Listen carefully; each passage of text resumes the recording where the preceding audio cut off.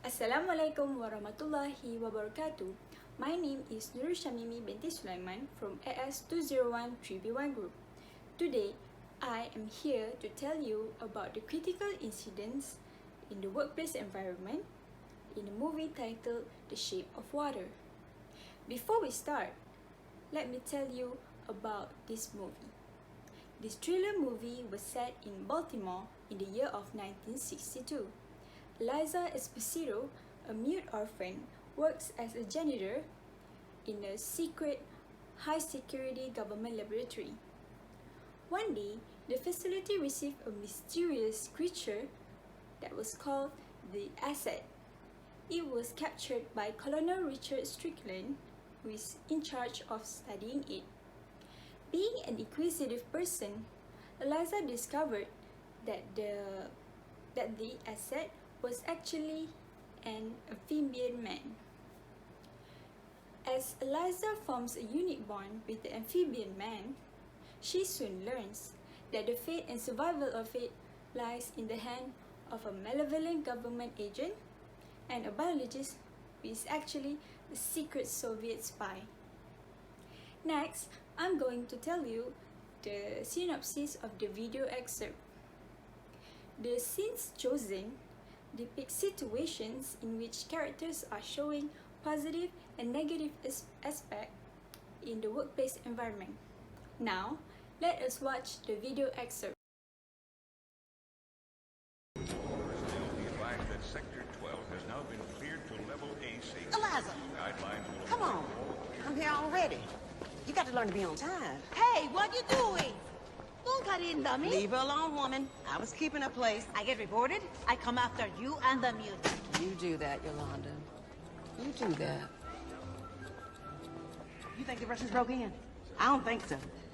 And if they did, Wayne's meatloaf will kill them all, honey. It was 2 shots to head. All right, 3. And that scream. Lord, whatever happens in this place? You two, come with me. Right now, Mr. Fleming, sir? Any chance we could conclude identity? No. Oh, heavens to Betsy. We are in a pickle. We are in such a pickle.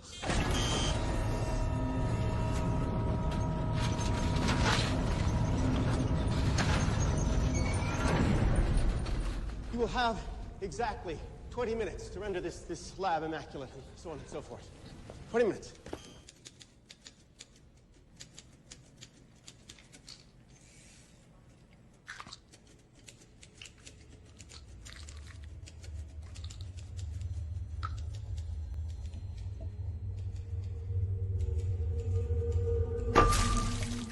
Mr. Strickland. Sally, could you call Miss Esposito to clean up a spill? You know, I can't figure it out myself. You're not much to look at, but go figure. I keep thinking about you. When you say you're mute, are you entirely silent or do you squawk a little? Some of you squawk, not pretty. I just want you to know,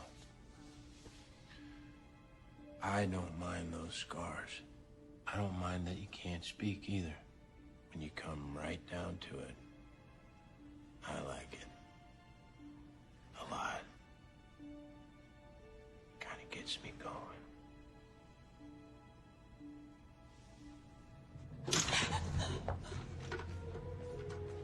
I bet I can make you squawk a little.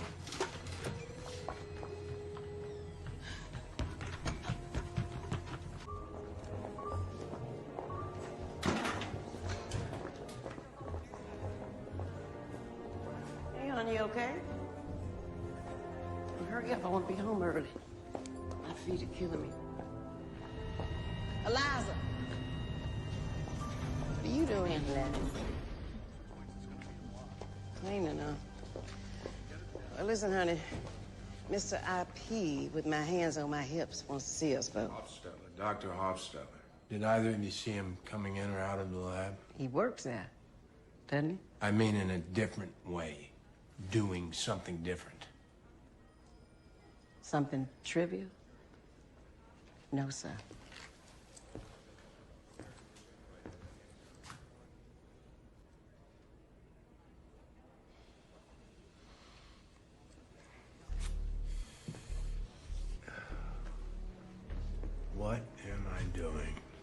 interviewing the fucking help. The shit cleaners. The piss wipers. You two, go ahead. Leave.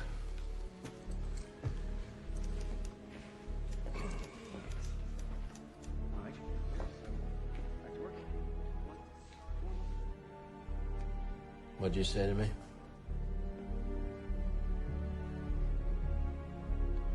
What is she saying? I didn't catch it. What is she saying? She is saying thank you.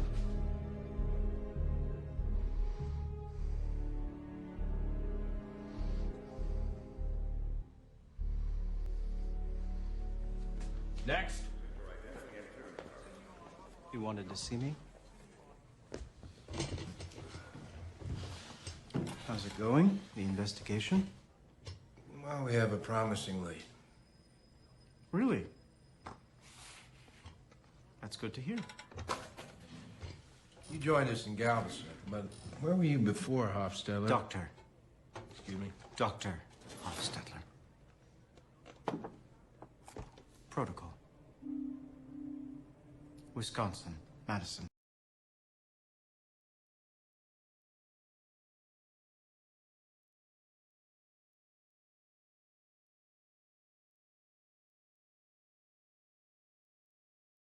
The first critical incident in this movie is power ethic portrayed by the main character Elisa Esposito. The scene depicts a situation where she just walked out of an elevator and cuts into the line of a queuing employees to punch her attendance card. From the looks of it, it was not her first time doing it, since Zelda said, "You gotta learn to be on time." Elisa reveals power ethic by arriving to work late and queue jumping. Based on the behavioral theories, it is not illegal but inappropriate to cut into the lines of a queuing people, especially if it is involving the precious time.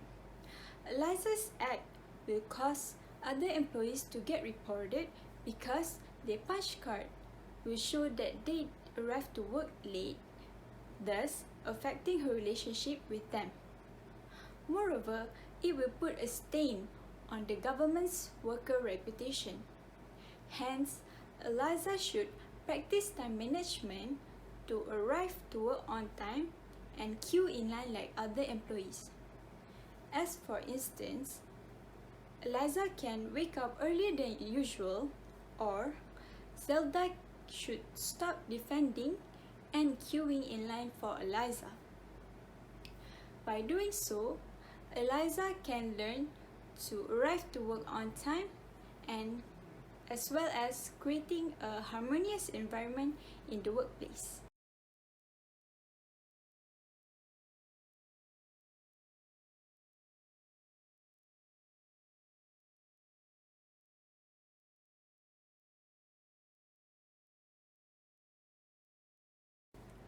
The next critical incident is unprofessionalism portrayed by Fleming, the laboratory's head of security. In this scene, Elisa and Zelda was just about to take their dinner when suddenly Fleming calls them to follow him to clean a laboratory that has blood all over the floor. On top of that, he even gives time restrictions for them to clean the mess. Fleming shows unprofessionalism by asking them to work during their meal break. Based on the behavioral theories, a superior cannot require others to work during their meal time. Fleming's act will cause Elisa and Zelda to work overtime without additional payment, thus affecting their work productivity. They will be more exhausted than their normal days at work. Hence, Fleming should present a worthy and proper leader characteristics, such as having an empathy or listens to his inferior. For an example, Fleming can ask them to clean the mess after their meal break. By doing that, Elisa and Zelda will work diligently with higher efficiency.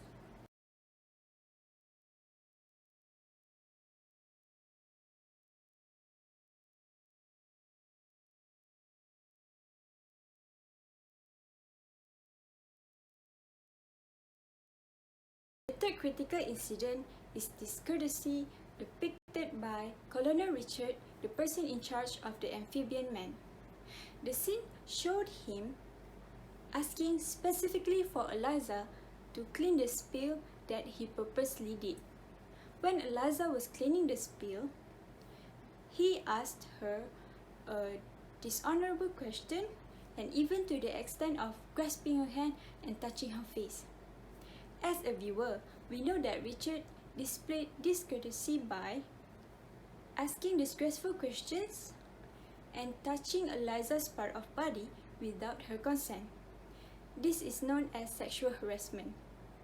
Based on the behavioral theories, it is unbefitting to sexually harass other workers. Richard's acts and comments cause Elisa to become stupefied and feels humiliated, thus giving a huge impact on Elisa's emotion and can also become traumatized. Hence, Richard should be careful with his words and acts by keeping his intrusive thoughts to himself or avoid any private meetings between them. As a result, both Elisa and Richard can focus on their job and increase their work productivity.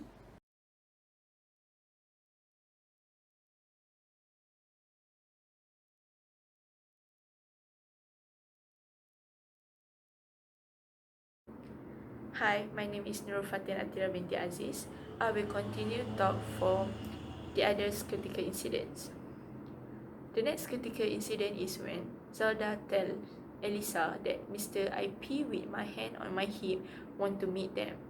The person that Zelda refer as Mr. IP with my hand on my hip is Colonel Richard.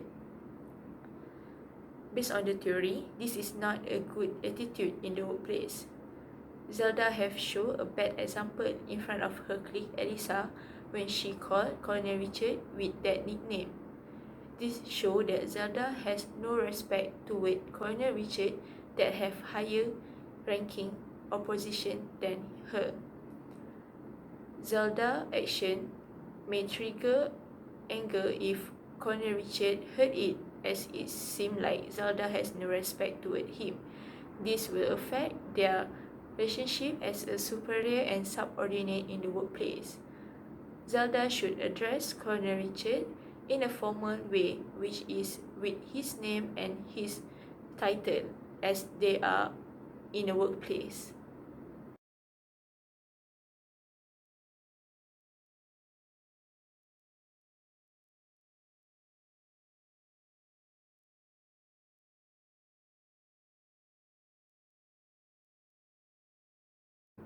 The next critical incident is when Colonel Richard get angry and say the sheet cleaner and the piece wiper to Zelda and Elisa in front of the other workers. He used inappropriate language and he seemed like he was insulting them by saying that word. Based on the communication theory, Colonel Richard showed that he has a poor manner when he used inappropriate words and insult them in front of the other workers. At the same time, he seemed like he was downgrading them by saying that words. Colonel Richard's comments will make Zelda and Elisa feel angry and ashamed at the same time because he insulted them in front of the others. So, Colonel Richard should control his emotion and anger and choose a proper word when he was talking to others, even if he is a superior and they are just a subordinates.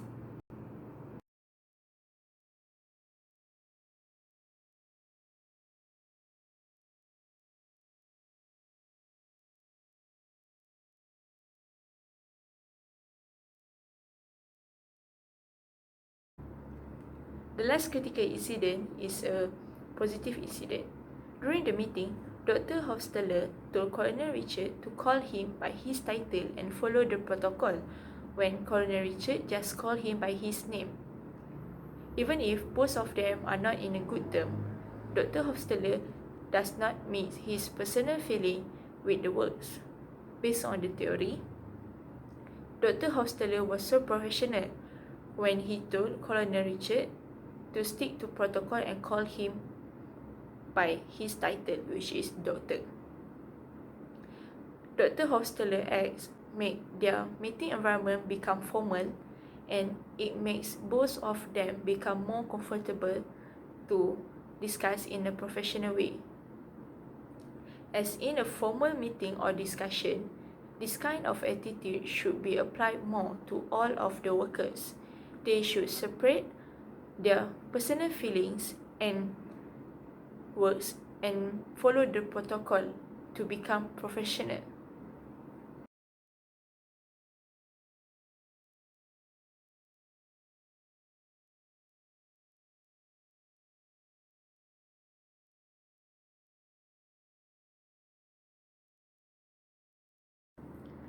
To summarize all of the positive and negative critical incidents, there are so many lessons that we could learn, such as the importance of work ethic, language, professionalism, and the manners in the workplace.